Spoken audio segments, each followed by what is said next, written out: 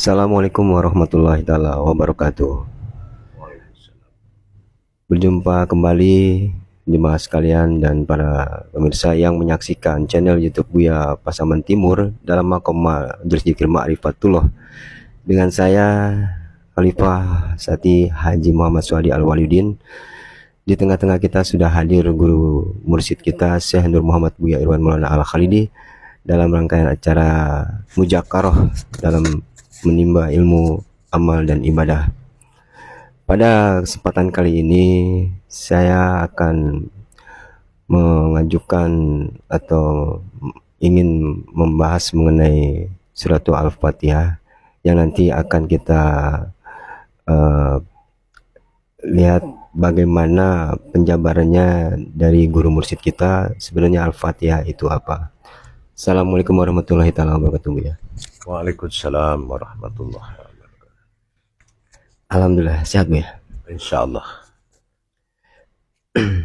Jadi dalam kesempatan kali ini Bu ya, saya ingin mempertanyakan mengenai Al-Fatihah. Karena Fatihah kadang ada di dalam doa, ada di dalam sholat, ada juga di dalam suatu pertemuan ketika seorang ingin mengajak jemaah untuk mengawali sebuah pertemuan. Yang ingin saya pertanyakan, hakikatnya Al-Fatihah itu apa sebenarnya Bu ya? Dan seperti apa penjelasannya? Mohon petunjuknya Bu ya. Insyaallah. Bismillahirrahmanirrahim. Memang sekarang ini apapunlah hajat kita itu dianjurkan Rasulullah, bahkan diwajibkan untuk membaca Al-Fatihah.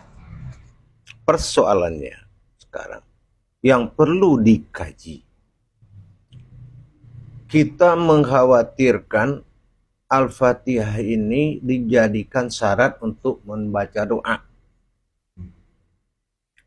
Jadi seolah-olah tidak afdol tidak baca Al-Fatihah.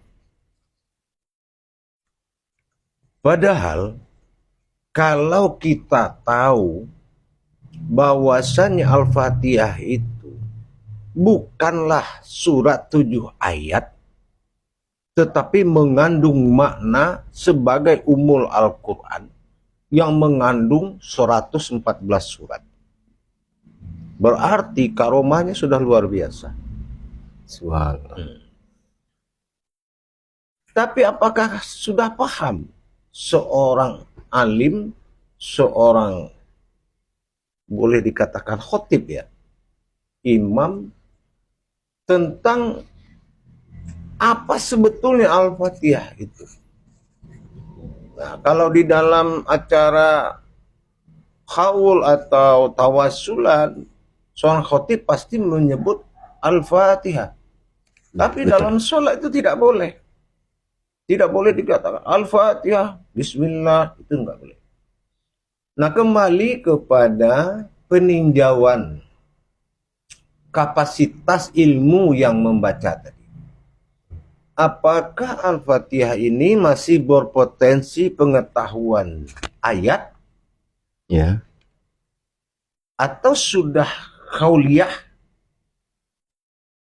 Atau sudah bermunajat? Atau sudah bermakrifat? Dan arti Al-Fatihah itu apa? Kenapa dia bisa memikul beban 30 juz? Ini peninjauannya harus matang di sini. Begitu, Pak. Lalu mengenai adanya di situ Al-Fatihah kan 7 ayat Bu ya. Betul. Sudah pasti itu ada makna kenapa dia harus 7 ayat. Lalu kaitan Al-Fatihah di sini yang saya maksud kaitannya dengan untuk munajat itu Bu ya. Katakanlah dalam sholat, munajat di dalam sholat. Nah, ini arahnya kemana Bu ya? Lebih speknya lagi Bu ya, lebih spesifikasinya. Mohon petunjuk. Iya. Ayat itu potensinya kan ada. Ada potensinya secara dilihat dari sisi ikhra. Suratul ayatul minal kitab. Kalau potensi kitab qiraat dibaca, hanya dibaca. Qiraahnya arti. Tapi kalau potensinya sudah qauliyah, itu harus mengandung munajat atau hakikat. Gitu. Apalagi sudah menjadi munajat, yang mana ada kandungan ma'rifat. Iya. Surat Al-Fatihah ini sering disebut dengan asbabun qauli, asbabun syar'i, dan digelar lagi dengan Rasulullah bilang Al-Fatihah itu dikenal dengan surat digelarkan Sa'ud Matsani, yaitu ayat besar, ayat terkuat, dan tidak ada yang mengalahkan. Termasuk bismillah pun dikurung dalam Al-Fatihah. Ini bukan main-main. Seharusnya sangat merugi seorang mu'alaf, seorang yang alim tidak mengerti memperjalankan Al-Fatihah. Ini sangat merugi. So, di dalam Al-Fatihah itu ya, diawali Bismillahirrahmanirrahim, Alhamdulillahirrabbilalamin, Ar-Rahman, di situ ada Ar-Rahim. Samakah pengertian Ar-Rahman Ar-Rahim di ayat yang kedua ini, ketiga ini, dengan Bismillahirrahmanirrahim? Mohon petunjuk ya Bu ya. Nah, itu salah satu contoh pertanyaan ente tadi. Kalau ini dibaca dari sisi kauliyah surat, Ya. berarti sama dong. Iya, iya. Pasti sama. Dilihat dari sisi harfiah, dia akan sama. Sama. Tapi kalau kita tinjau dari judul, apa itu arti Al-Fatihah? Ya. Al-Fatihah itu fungsinya, nanti saya sampaikan artinya. Sekarang fungsi. Ya. Ini fungsinya itu ada 3. Pertama, illa ruhi, menuju ruh. Yang kedua, illa arwahi, menuju arwah. Ruh ini artinya kehidupan atau orang hidup. Iya. Tidak hanya orang mati, orang hidup, orang syukuran, orang minta nikmat, orang minta selamat. Yang ketiga, illa hadrati, menuju ke aras, menuju kehormatan sebuah ulama, wali Allah, para habaib, para syekh, para mursyid yang meninggal atau yang masih hidup, dikatakan hadrati. Jadi kita harus tahu bahwasanya ini surat yang dikatakan Sa'ud Matsani. Sa'ud Matsani itu kata-kata atau kalam-kalam terkuatnya Allah, gitu. Jadi tadi dikatakan Fatihah itu menjadi umul kitab. Ini dasarnya apa Bu ya? Dikatakan dia bisa jadi umul kitab. Apa karena dia yang pertama, surat yang pertama, atau ada rahasia di balik Al-Fatihah itu sendiri sehingga dia menjadi umul kitab? Mohon petunjuk Bu ya. Saya akan kembali pegang kata-kata ente. Kalau dia surat pertama, ya, berarti dia surat terpendek dong. Iya. Hah?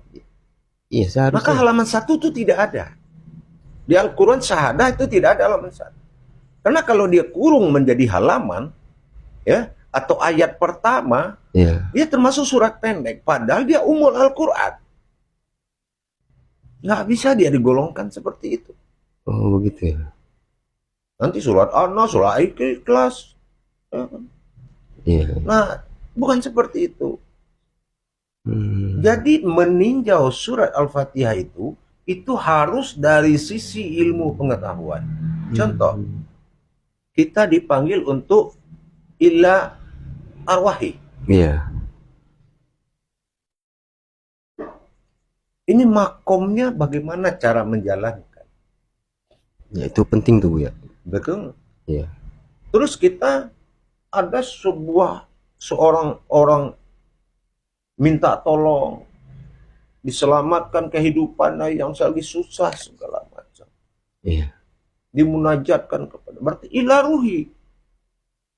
hidup kehidupan seseorang. Iya. Ada yang meninggal, ila arwahi. Dan ada yang ingin mempersembahkan kepada Nabi, Rasul-Rasul, ila hadrati. Iya. Bagaimana cara menjalankan? Kalau memang ini Al-Fatihah. Tapi kalau di sisi ini, pandangan daripada harfiah tadi, seperti jatuhnya kepada ayat, suratul ayatul minal kitab. Memang ini suatu perjudian yang tidak jelas. Oh begitu ya. Hanya pembacaan yang tidak bermakna. Padahal ini umul Al-Quran. Gitu. Lalu ada sering dan mungkin sering saya ikuti atau menghadiri acara seperti menyampaikan doa untuk arwah gitu ya. Yang menjadi kaji saya, walaupun saya nggak sempat bicara, itu ketika Imam Khatib menyampaikan atau memanggil Al-Fatihah. Nah, tapi Al-Fatihah ini dibaca 8 ayat. Maksud 8 ayat begini Bu ya. Biasanya seorang tuh menyampaikan ilah hadrati, lalu Al-Fatihah kata si Khatib nih. Dan jemaah menjawab auzubillahi minasyaitonirrajim, bismillah. Kalau menurut saya jadi Fatihah dipanggil, kenapa ada au juga? Dan itu sering berulang-ulang. Pertanyaannya, apakah ini bisa berdampak atau berpengaruh dengan doa yang dipanjatkan atau penyampaian Fatihah itu sendiri? Mohon petunjuk. Iya, makanya saya bilang tadi, kalau dilihat dari sisi harfiah, ayat Al-Fatihah itu 7. Tapi kalau dilihat dari sisi hakikatnya, itu kalam auzubillahi minasyaitonirrajim itu adalah ayat syarat. Ya, itu ada termasuk sebuah doa. Tidak digolongkan dia sebuah ayat. Makanya boleh dimasukkan, boleh tidak. Tapi kalau dilihat secara versi ayat, memang tidak boleh.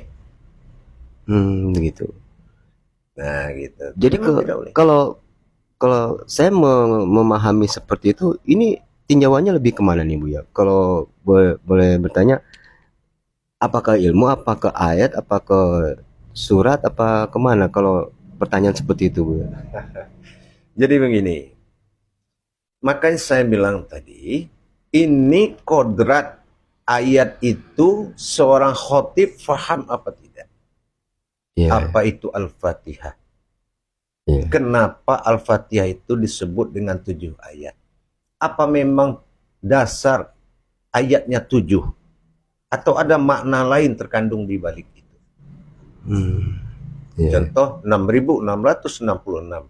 Orang mengatakan itu ayat. Setelah dihitung satu-satu tidak cukup segitu. Tapi tetap diakui ada bahasa itu. Betul. Nah itu adalah suatu pertanda bahwasan asal daripada ayat itu adalah wahyu. Ini wahyu. Jadi Al-Fatihah itu adalah saud matsaninya. Asbabun saud matsani. Jadi dia adalah suatu ayat besar yang mungkin tidak mampu kalau dari surat kita telaah dia tidak akan mampu. Kenapa? Kita baca surat dikirim ke arwah, ini salah pemahaman. Oh begitu. Teriak-teriak ngirim ke arwah surat nggak bakal bisa. Iya. Tapi makna hakikat di balik surat itu, wahyu Al-Quran itu yang dipikul oleh 7 masa tadi, itu akan sampai asal kita tahu Al-Fatihah itu apa. Gitu. Jadi di sini yang lebih berfungsi dan berdampak itu ketika seseorang itu memahami hakikat dari Fatihah itu sendiri Bu ya. Bukan hanya batasan surat kalau gitu ya. Oh, insyaallah. Lalu saya memahami Al-Fatihah ini adalah betul dia umul dari sebuah Al-Quran. Apakah surat-surat yang lainnya, ayat-ayat yang lainnya itu katakanlah bersumber dari Al-Fatihah Bu ya, sehingga ada 114 surat, ada 30 juz, apa begitu Bu ya?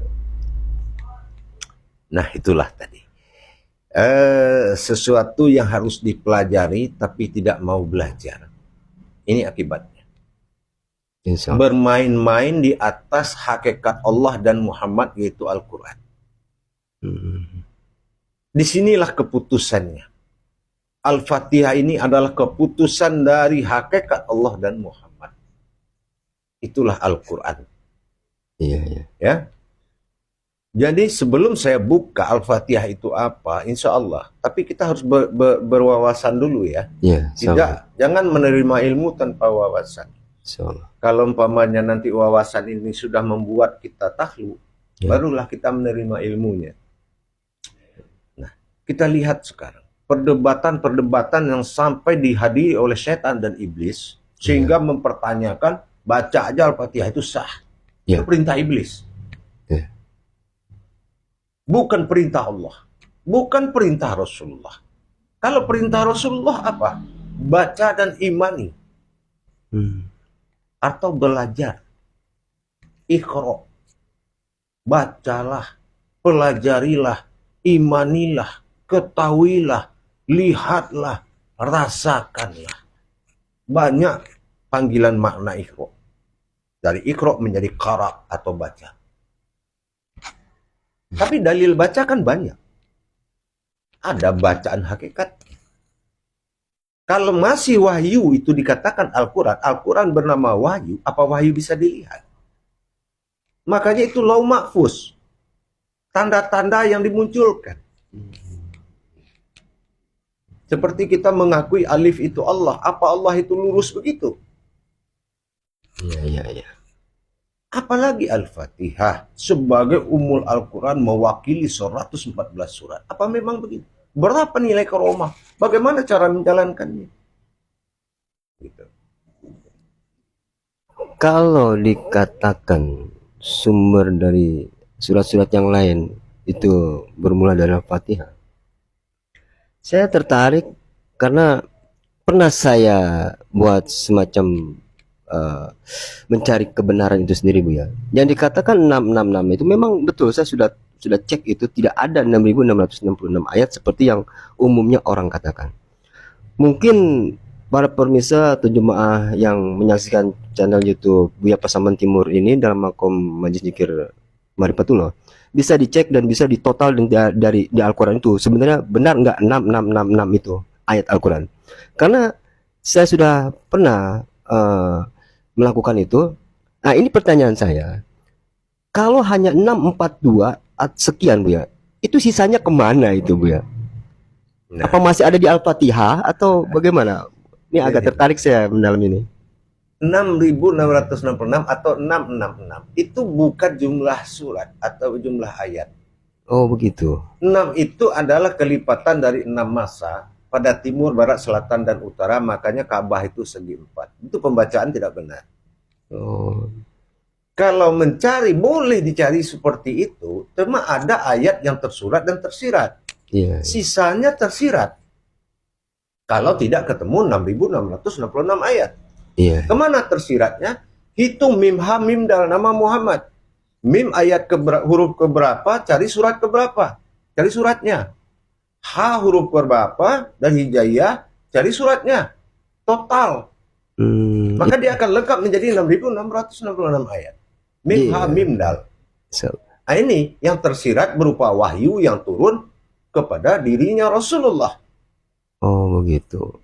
Jadi rumusnya mencarinya dari kata Muhammad itu ya. Kata Muhammad. Nah, itulah. Makanya dihimpun kepada Ummul Al-Quran, induknya. Apa induk Al-Quran ini? Sekarang saya terangkan, insya Allah. Dari hukum hijaiyah kita tilik dulu, bahwasan Al-Fatihah, Ya.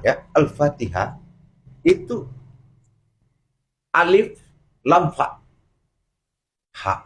Ha, ya. Di sini sudah paham kita dari hukum hijaiyahnya, yaitu mendirikan alam, fa, batin, ha, dan zatnya Allah, atau mendirikan sifat dan zatnya Allah. Ini adalah perjalanan alam sifat dan zatnya Allah. Al-Fatihah. Ha itu aras atau zatnya Allah. Sementara fa itu adalah batin atau sifat. Sementara al-inti sir. Sir. Jadi Allah mendatangi dengan rahasianya menuju alam zat dan sifatnya dalam rangka hajat yang diminta. Oh, subhanallah. Kenapa jumlahnya 7? Bukan 7 ayat. Karena dia di dalam kitab dinamakan 7 ayat. Ya. Sebetulnya semua jumlah sifat Allah adalah 7. Umulnya kitabnya suratnya itu. Contoh apa? Semua selain dari Allah jumlahnya 7. Termasuk sifat Allah 7.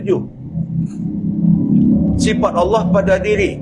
Sama basar kalam, kayak kodrat, iradat, ilmu. Iya. Sifat Allah pada jasad. Kulit, daging, urat, tulang, hati, jantung, dan otak. Sifat Allah pada alam. Air, api, angin, tanah, bulan, bintang, matahari. Ya, ya. Semua itu sifat 7. Kitabnya Al-Fatihah. Oh, kok semuanya, Bu ya? Iya. 7 itu hijriahnya 19. Ya. Betul, jam Betul. 7, jam Jam 19. 19. Berarti 1 dan 9, awal dunia dan akhir dunia. Kitabnya Al-Fatihah, arasnya Al-Fatihah. Itu terbuat dari batin Allah. Ada yang zahir, ada yang batin. Itu terbuat dari sirnya Allah. Itulah Al-Fatihah. Jadi orang yang memiliki ilmu harus paham dengan Al-Quran, membaca dan melihat. Gitu. Jangan hanya membaca. Contoh kita sholat. Iya. Bismillahirrahmanirrahim. Berarti Al-Fatihahnya ini Fatihatun Nasun. Al-Fatihah pada diri. Mana kebangkitan Allah yang dikatakan sir, bangkit dalam melalui batin menuju zat dan sifat. Bersifat Allah dalam zat di atas zatnya untuk melakukan hajat manusia. Itulah kekuatan Al-Fatihah. Subhanallah. Tapi ingat, di situ kita dituntut memiliki ilmu rububiyah. Melihat apa yang dibaca. Ini sudah naik tingkat surat ayatnya menjadi kauliyah. Kalau kauliyah, itu sudah meningkat kepada munajat dan ma'rifat. Kalau ayat sudah naik derajatnya, pengetahuannya menjadi bukan ayat lagi, tapi sudah kaulinya atau kauliyah, maka hidup hakikat dan dilihat oleh ma'rifat.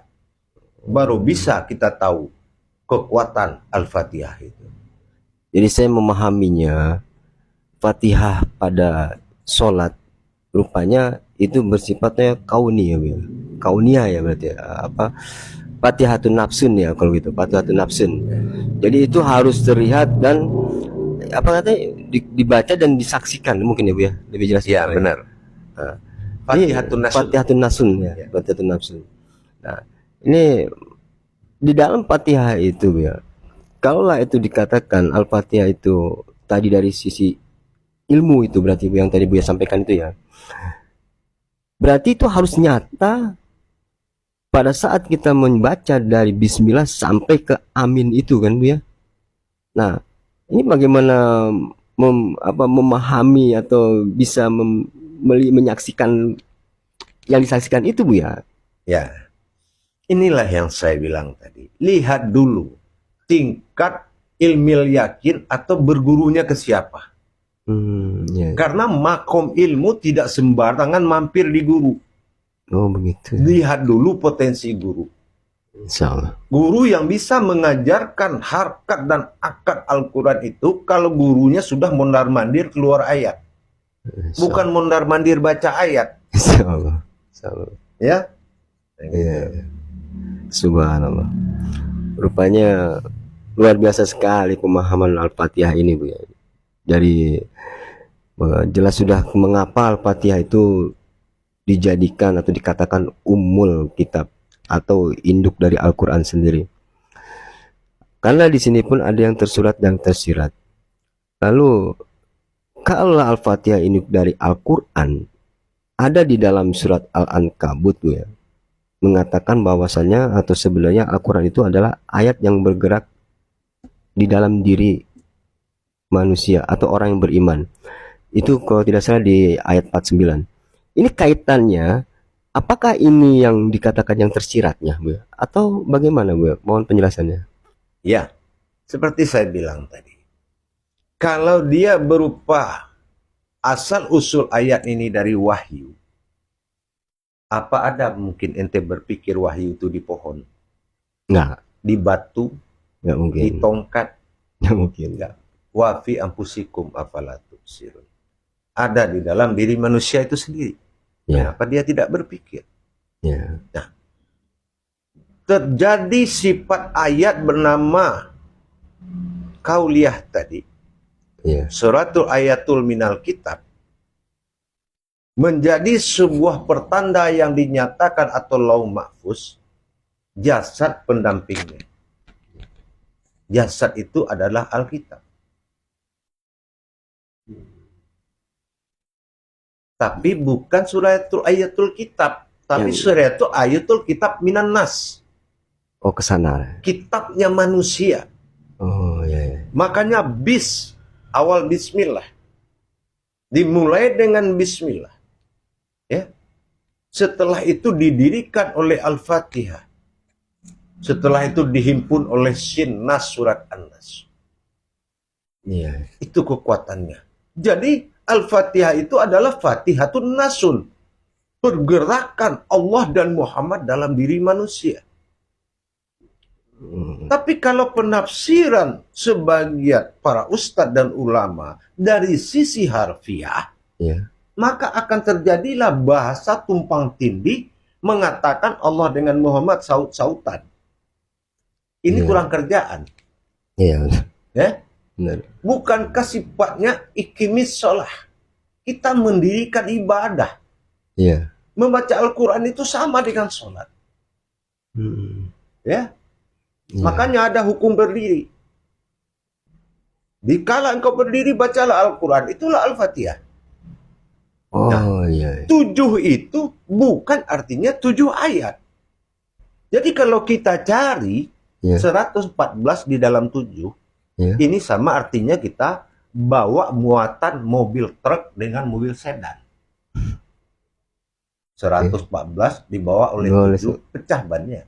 Iya. Kalau pandangan harfiah. Harfiah. Tapi kalau pandangan hijaiyah masih kurang. Sasarannya adalah sifat.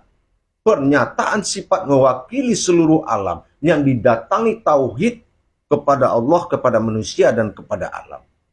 Mengkabulkan niat, mengkabulkan hajat manusia, menghadirkan batin Allah itu adalah Al-Fatihah. Tidak main-main itu. Insya Allah.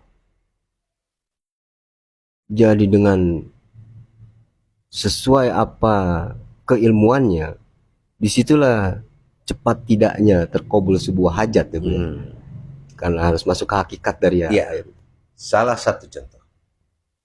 Nyata-nyata kita antarkan mayat ke alam makam. Iya. Barzah. Staf kita taruh. Terus arwahnya bagaimana? Iya. Keranda arwah ini apa? Ingat, ayat itu mukatoah. Iya. Harus jelas siapa yang membaca, apa yang dibaca, dan siapa yang dibacakan. Tiba-tiba Imam Khatib dalam 3 harian almarhum, Iya. Al-Fatihah. Ini yang mengusung rohani kembali kepada Rabbani siapa? Bagaimana mengusungnya dengan Al-Fatihah? Kalau memang Al-Fatihah itu umul Al-Quran, Al-Quran itu adalah hakikat Allah dan Muhammad. Wahyu asalnya. Iya. Apa bisa dibaca dengan mulut?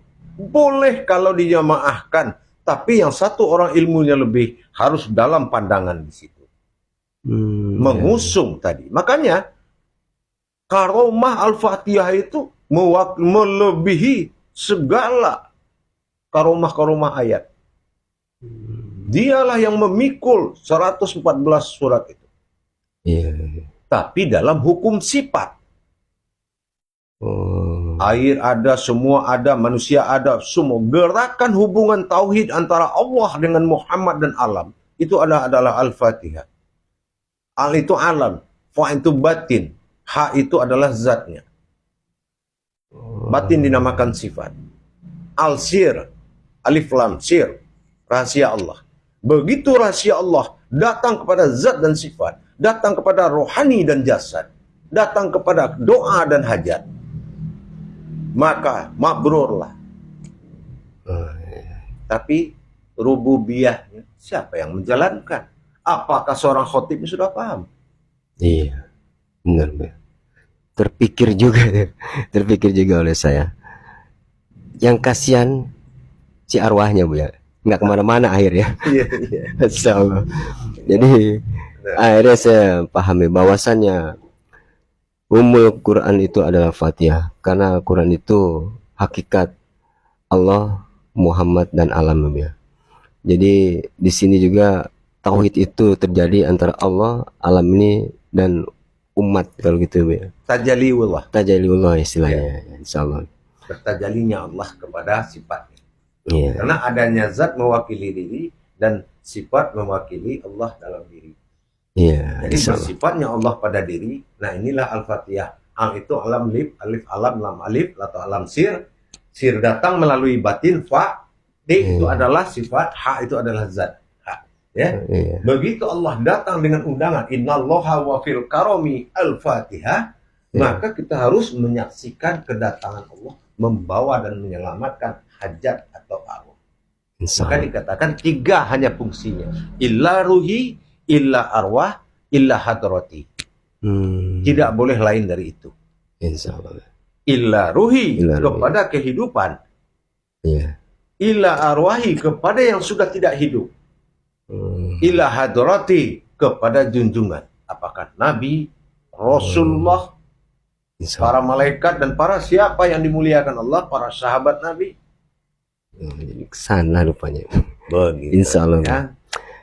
Aduh, ini sebenarnya masih ingin lebih banyak lagi paham nih, Be. Cuman ini tim kreatornya minta sekian waktunya aja kan. Subhanallah. Tapi bagi para jemaah dan pemirsa yang menyaksikan channel YouTube ini, apabila memang masih ingin menambah atau memahami lebih jauh lagi, bisa hadir atau datang ke Majelis Zikir Marifatullah di Jalan Muara Bahari 2, RT 10 RW 1 nomor 2, Kelurahan Sunter Agung, Kecamatan Tanjung Priok. Kembali ke guru kita. Sebelum kita tutup nih, Bu, ya. Ada biasa saya mohon kembali pesan dan nasihat Buya bagi saya dan juga jemaah dan pemirsa yang menyaksikan acara ini, Buya. Insyaallah nasihat saya kepada khusus terhadap pemuka agama, para ustadz dan para imam, para mubalik-mubalik yang dipercaya dan dimuliakan Allah, haraplah mencari dan belajar lebih dalam lagi, mengetahui kenapa yang kita harapkan adalah keberkahan dari sebuah ayat. Amin. Keberkahan, rahmat datang dari Allah, syafaat datang dari Rasulullah, barokah datang dari wali Allah. Nah, terutama para ustadz, para imam, para kiai, semua belajarlah mencapai rububiyah, mendalami hakikat ayat, dan menyaksikan apa yang dibaca. Jangan sekali-kali membaca tanpa melihat. Itu aja pesan saya. Insyaallah, ya. Alhamdulillah. Demikianlah tadi jemaah dan para hadirin yang menyaksikan channel YouTube Buya Pasaman Timur dalam makom Majelis Zikir Marifatullah. Pesan dan nasihat guru mursyid kita yang tadi sudah beliau sampaikan. Semoga apa yang tadi dijelaskan dan dijabarkan mengenai surat Al-Fatihah dan nasihat menjadikan sebuah motivasi kita untuk kembali lebih bersemangat dalam beramal dan beribadah, terutama dalam mencapai atau mencari ilmu-ilmu Allah. Kiranya demikian dari saya. Saya Khalifah Sati Haji Muhammad Swadi Al-Waliyuddin. Mohon maaf bila ada kekurangan. Kurang lebihnya saya mohon maaf. Billahi taufiq wal hidayah. Assalamualaikum warahmatullahi taala wabarakatuh. Waalaikumsalam warahmatullahi